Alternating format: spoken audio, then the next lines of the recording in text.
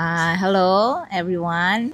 Good day sa iyo lahat mga Disipnoy Vibes. Dito ako ngayon sa Dryten River dito sa Tanay Rizal. The Dryten River is the second cleanest river in buong Philippines.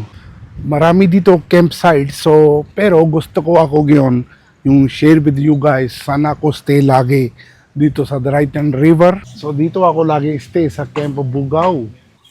Hello everyone.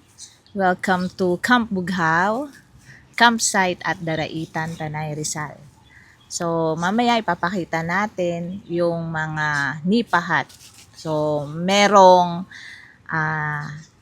nipa hut 1, 2, and 3. Yung nipa 1 is 7,000 and nipa 2.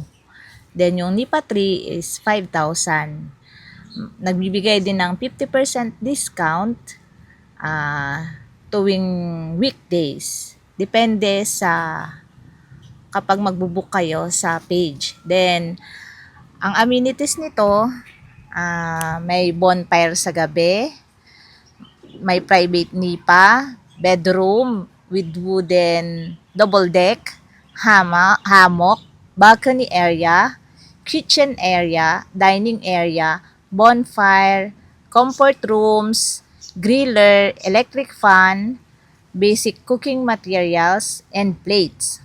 May river tubing din na kalakip dun sa pag-book nyo.